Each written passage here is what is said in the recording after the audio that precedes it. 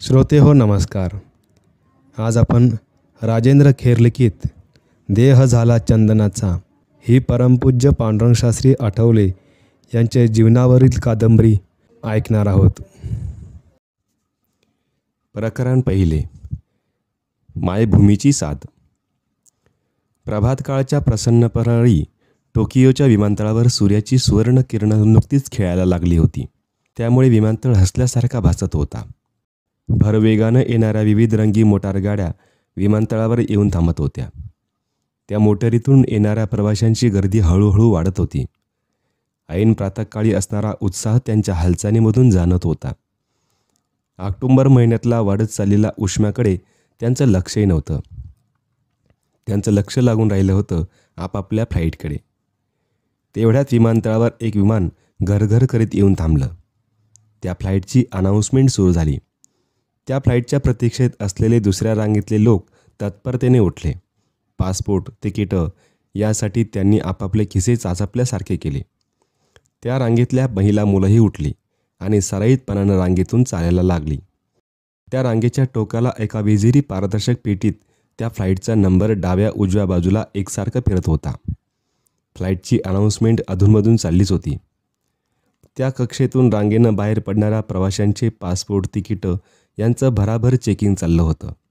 जणू कळसूत्री बावल्यांचा हालचालीचा खेळ चालला होता. जपानी माणसांच्या साऱ्याच हालचाली झटपट चालतात ही गोष्ट कुणाच्याही सहज निदर्शनात येत होती. फ्लाईटची वाट बघत स्वागत कक्षात बसलेले पांडुरंगशास्त्री आठवले शेजारी बसलेल्या मगनभाई शाहनं म्हणाले, या जपानी लोकांच्या हालचाली किती झटपट होतात ते पहा. दुसऱ्यांच्या समोर कमरेत वागताना ते किती पटकन वागतात. मगनभाई हसून म्हणाले, होय, अगदी कळसूत्री बावल्यांप्रमाणे वागतात. पांडुरंगशास्त्रींनी विचारलं, आता ही फ्लाईट कुठं चालली आहे? अमेरिकेची असावी. क्षणभर थांबून मगनभाईंनी त्यांच्याकडे बघितलं. मग ते म्हणाले, शास्त्रीजी, अमेरिकेची ऑफर मात्र तुम्ही विसरू नका हं. अहो, केवढा मोठा सन्मान मिळणार आहे तुम्हाला, आणि तोही ऐन 35शीत. कोणाही हिंदुस्थानी तत्त्वज्ञानाला आजपर्यंत असा सन्मान मिळालेला नाही. म्हणून डॉक्टर कॉम्प्टन यांचा प्रस्ताव आपण मान्य करावा. हे बोलणं ऐकून पांडुरंगशास्त्री एकदम गंभीर झाले. बघता बघता आपल्या विचारात घडून गेले. जपानमधला नुकताच घडलेला तो प्रसंग त्यांना आठवू लागला. 1954 सालच्या ऑक्टोबर महिन्यात जपानमध्ये द्वितीय विश्व तत्त्वज्ञान परिषद भरली होती. अमेरिकेतल्या इंटरनॅशनल फिलॉसॉफिकल सोसायटीच्या वतीनं त्या परिषदेचं आयोजन करण्यात आलं होतं. जगभरातून मोठमोठे तत्त्वचिंतक त्या परिषदेसाठी आले होते. भारतातून पांडुरंगशास्त्री आठवले यांना मोठ्या सन्मानानं पाचारण करण्यात आलं होतं. प्रारंभी अन्य तत्त्वचिंतकांनी त्यांची उपेक्षाच केली होती. परंतु ती परिषद जशीजशी शेवटाला गेली तशी तशी पांडुरंगशास्त्रींच्या ठायी असलेल्या असामान्य बुद्धिमत्तेची त्यांना कल्पना येऊन चुकली. कारण त्या चर्चेत त्या तत्त्वचिंतकांनी श्रीकृष्णाबद्दल घेतलेले सारे आक्षेप त्यांनी खोडून काढले होते. एवढेच नव्हे तर श्रीकृष्णाच्या अवताराची महती त्यांना पटवून दिली होती. श्रीकृष्णाचं अर्थशास्त्र, मानसशास्त्र आणि समाजशास्त्र त्यांना समजावून दिलं होतं. भक्ती ही एक सामाजिक शक्ती आहे यासारखे अनेक नवनवीन विचार त्यांनी मांडले होते. पांडुरंगशास्त्रींच्या बोलण्या चालण्यानं इतर तत्त्वचिंतकांप्रमाणे अमेरिकेचे डॉक्टर कॉम्प्टन अतिशय भारावून गेले होते. त्यांची असामान्य बुद्धिमत्ता, तेजस्विता आणि तडफदारपणा पाहून त्यांचा पांडुरंगशास्त्रींविषयीचा आदर द्विगुणित झाला होता. डॉक्टर कॉम्प्टन यांनी तेव्हाच त्यांची योग्यता जोखली होती. परिषदेची सांगता झाल्याबरोबर डॉक्टर कॉम्प्टन त्यांच्याजवळ आले आणि म्हणाले, आपल्याबद्दल मला फार आदर वाटतो. तुमच्या प्राचीन संस्कृतीचा आधार घेऊन तुम्ही अखिल मानवजातीच्या कल्याणासाठी निश्चितच कार्य करू शकाल याविषयी मला मुळीच शंका वाटत नाही. इनडेव्हिलिंग गॉड ही अनुभूती आहे असं मी आजपर्यंत समजत होतो, पण ते एक इन्स्ट्रुमेंटही आहे ही संकल्पना तुम्ही मांडलीत. हा कॉन्सेप्ट सांगायला तुम्ही अमेरिकेत या. यावर पांडुरंगशास्त्री काहीच बोलले नाही. तेव्हा कॉम्प्टन पुढे म्हणाले, आपल्यासमोर मी एक प्रस्ताव ठेवतो. त्याचा आपण निश्चित स्वीकार कराल असा विश्वास वाटतो. कसला प्रस्ताव? काही क्षण थांबून डॉक्टर कॉम्प्टन म्हणाले, तुम्ही अमेरिकेत या 5 वर्षांसाठी. तिथे आम्ही पाहिजे ते सहाय्य तुम्हाला देऊ. तिथे तुमची सर्व काही व्यवस्था होईल. पण त्याशिवाय तुमच्या भारतातल्या अकाउंटमध्ये वर्षाकाठी 1,00,000 रुपये जमा होतील. अमेरिकेत सर्व सुखसोयीमध्ये राहून तुम्ही मानवतेचं कार्य करा. केवढी मोठी ऑफर होती ती. कोणीही ती तात्काळ मान्य केली असती. त्यांच्या बोलण्यावर पांडुरंग शास्त्री अधिक काही बोलले नाही. डॉक्टर कॉम्प्टन यांच्याकडे बघून त्यांनी मंदस्मित केलं. त्यावेळी त्या ज्ञाननिष्ठ आणि तपोनिष्ठ कर्मयोग्याची मुद्रा डॉक्टर कॉम्प्टन यांना अतिशय तेजपुंज भासली. त्यांचा निळसर रंगाच्या नेत्रांमधलं तेजोवलय त्यांना स्पष्टपणाने दिसलं. त्या तेजोवलयांनी त्यांचे डोळे टिपले. त्यांच्या दृष्टीला दृष्टी देणं डॉक्टर कॉम्प्टनना शक्य झालं नाही. ते काही बोलणार एवढ्यातच पांडुरंग शास्त्री म्हणाले, तुमची ऑफर मला समजली.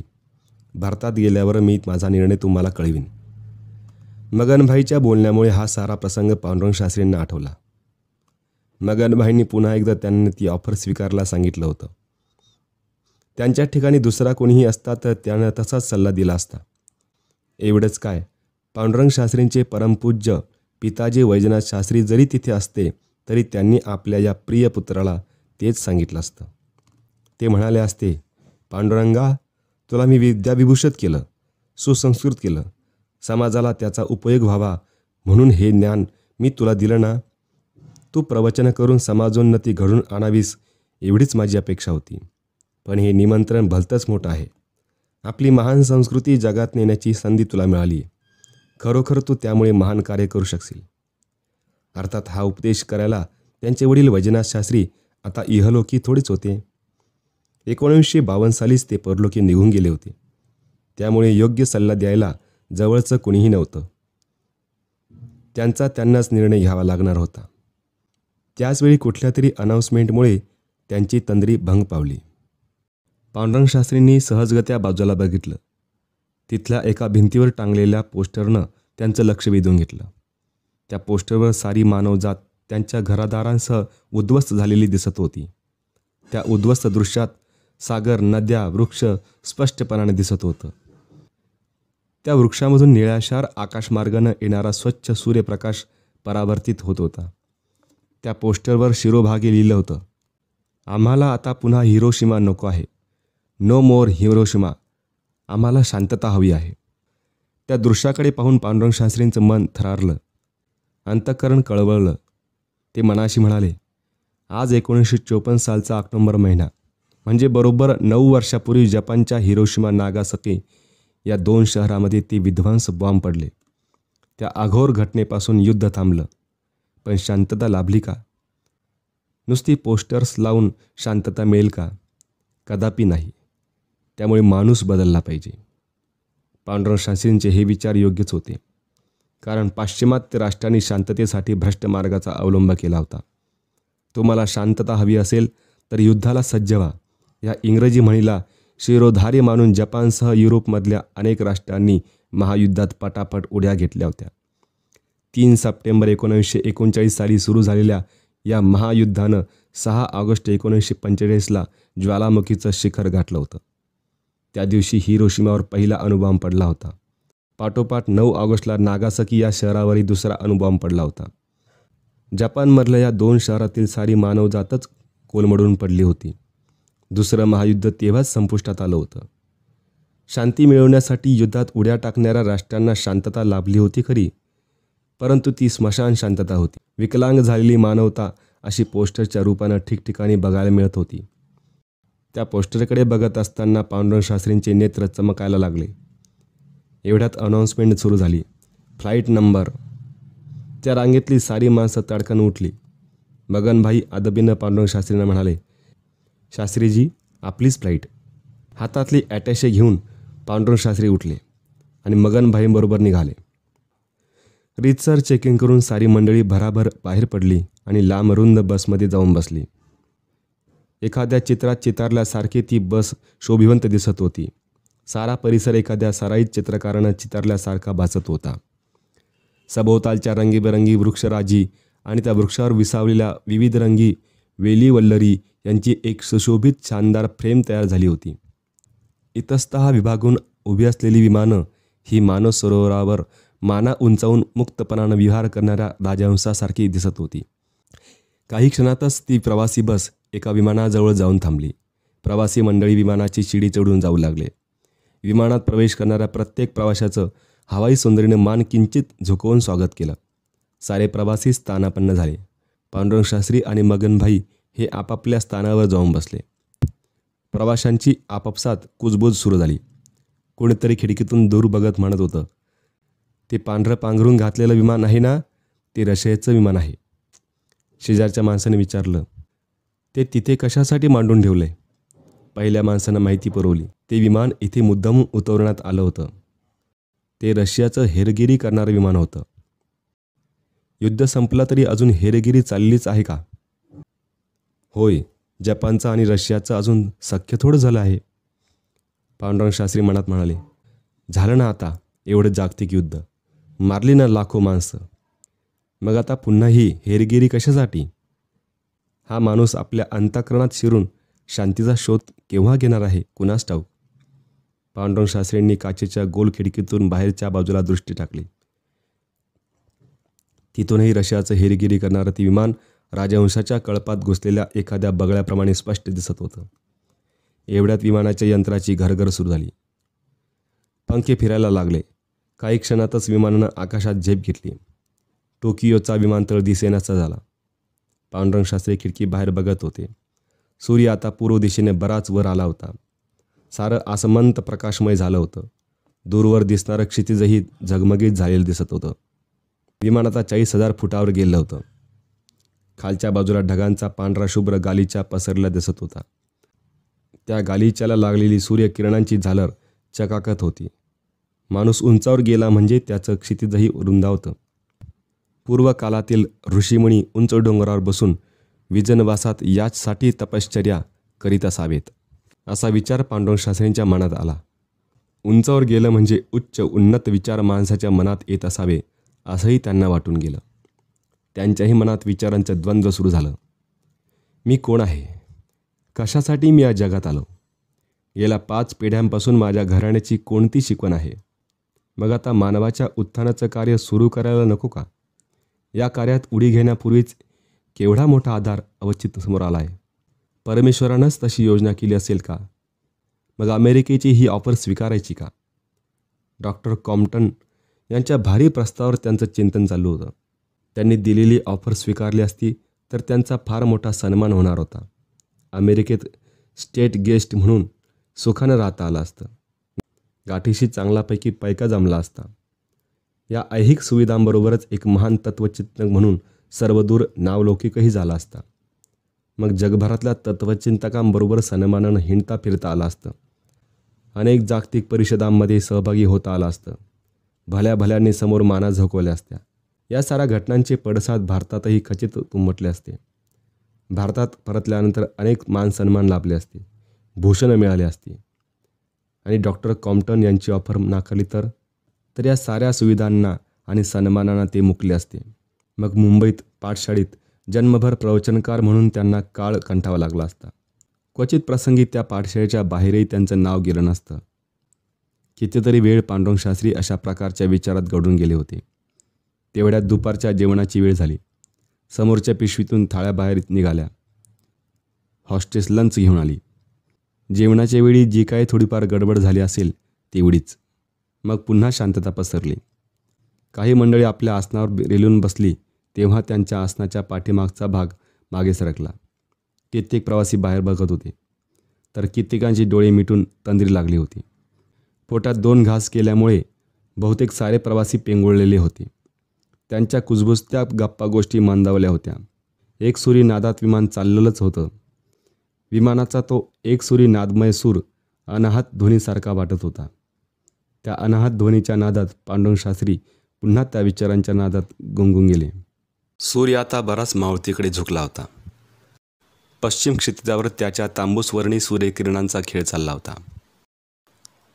सूर्यकिरणं खाली खाली सरकत असताना क्षितिजाच्या विस्तीर्ण पठारावर त्या किरणांचं नर्तन चालल्याचा भास होत होता. संध्याछाया पूर्वेकडे लांबवर पसरलेल्या दिसत होत्या. पश्चिम दिशेला ज्या ठिकाणी दृष्टी स्थिरावत होती त्या ठिकाणी डोंगरांचा एक उंच सुळका आणि खाली खोल दरी दिसत होती. सूर्याच्या सायंकालीन किरणांनी त्या दरीचं सुवर्णरंगी रांगोळी रेखली होती. काही कालानंतर हाँगकाँगजवळ आल्याची घोषणा सुरू झाली. हवामानाचे आकडे सांगितले गेले. विमानाची घरघर थोडी कमी झाली. विमान जेव्हा हाँगकाँगच्या विमानतळावर उतरायला लागलं तेव्हा पूर्व दिशेकडून चंद्रबिंब नाचत वरवर येताना दिसलं.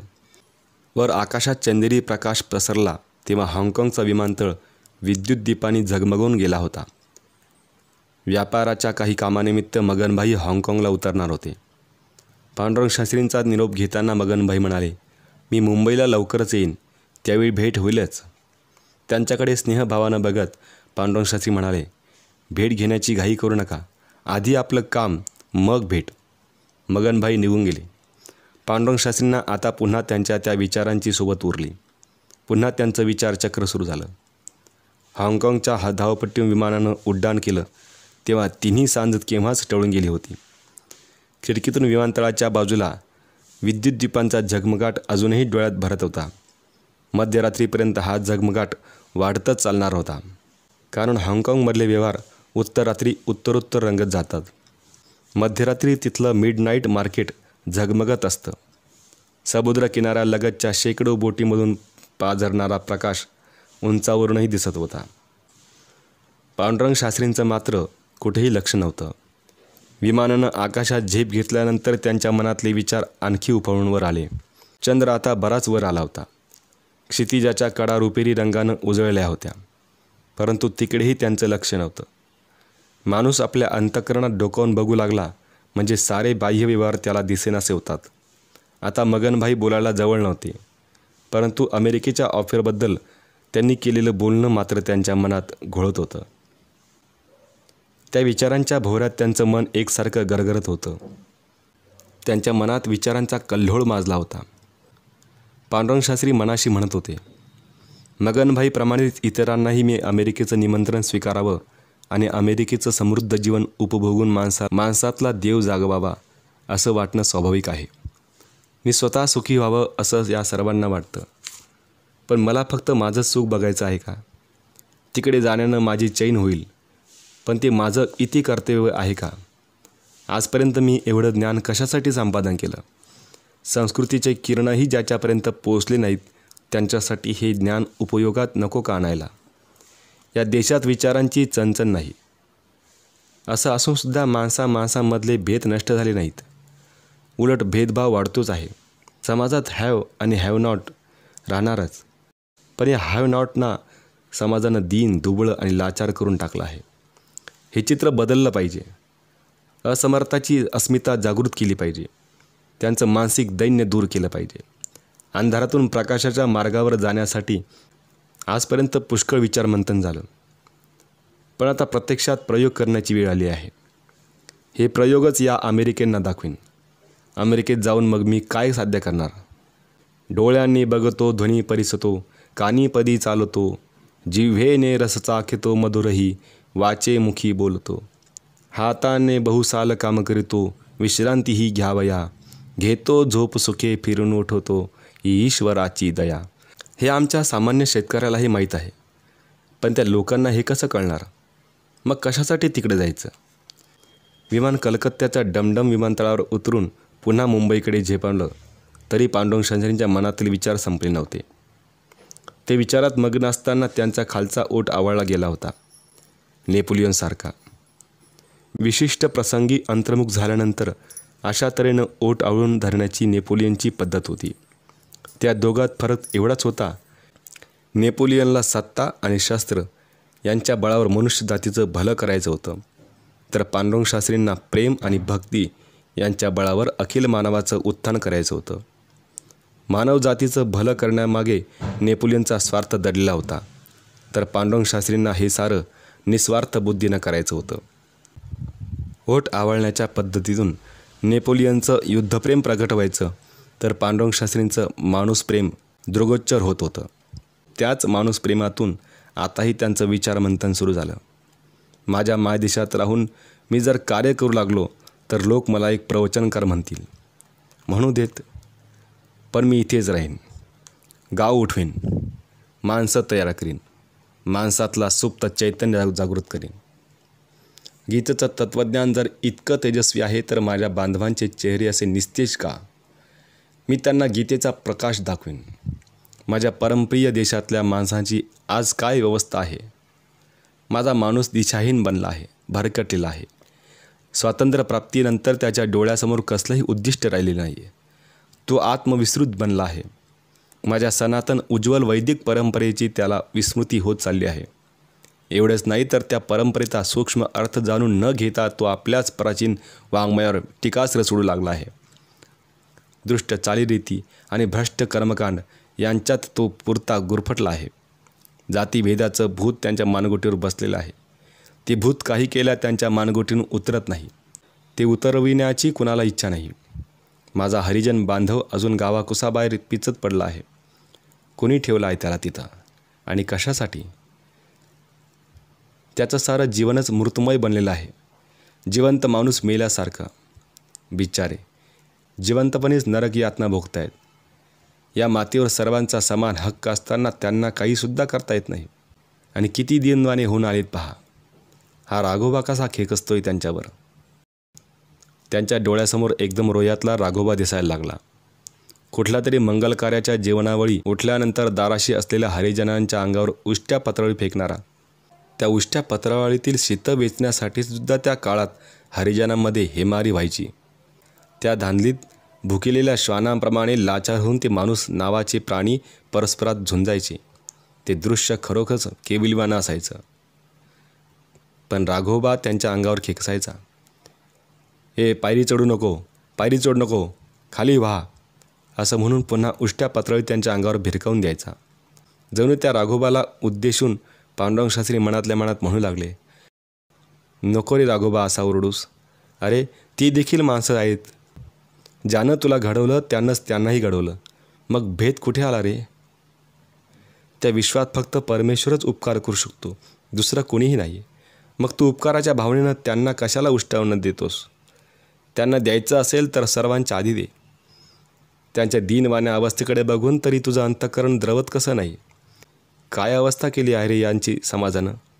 कुत्र्या मांजरासारखं जिनंसुद्धा यांच्यापेक्षा चांगलं. काय चाललं आहे माझ्या मातृभूमीत? माझ्या भारतभूमीला हेच चित्र अपेक्षित होतं का? अरे एक वेळ त्यांना काही दिलं नाही तरी चालेल, पण उष्ट देऊ नका. द्यायचं झालं तर त्यांना प्रेम द्या. त्यासाठी ते बिचारी भुकेलेले आहेत. मी भागवेन त्यांची भूक. मी देईन त्यांना प्रेम. आज ते दुःखाच्या खाईत पिचत पडलेले आहेत. मी त्यांना प्रेमाचा हात देईन. माझ्या देशात राहून मी ते काम करीन. माझ्या मातृभूमीतील तमाम दुःखितांना आणि पीडितांना मी हात देऊन त्यांची अस्मिता जागृत करीन. एवढंच नाही तर त्यांना आत्मोन्नतीचा मार्ग दाखवीन. या प्रभू कार्यालाच मी वाहून घेईन. त्यासाठी हवे तेवढे कष्ट उपसीन. मात्र कोणाची मदत घेणार नाही, कोणापुढे हात पसरणार नाही. एवढं मोठं कार्य करायचं तर तेवढंच द्रव्यही लागेल, पण ते भगवंत पाहून घेईल. अनन्याश्चिंतयन्तो माम ये जनः पर्युपास्ते तेषां नित्याभियुक्तानां योगक्षेमं वहाम्यहम्.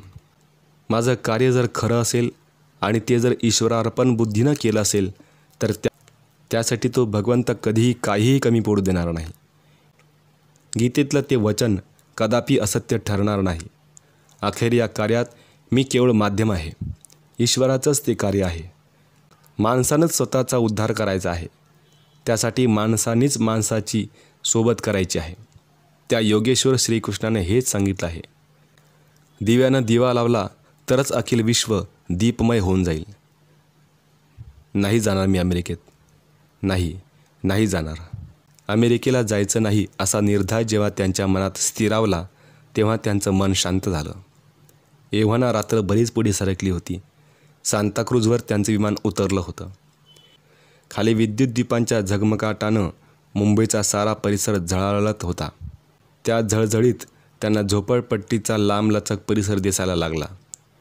आपला देशबांधवच आपल्याला बंधुत्वाच्या नात्यानं हाक मारीत आहे असा स्पष्ट भास त्यांना होऊ लागला. त्यांना एकदम रोह्याची आठवण झाली. या विचारानं पांडुरंगशास्त्रींच्या डोळ्यासमोर तो पुण्यपावन परिसर दिसायला लागला. रोहा ही त्यांची जन्मभूमी त्यांना साद घालत होती.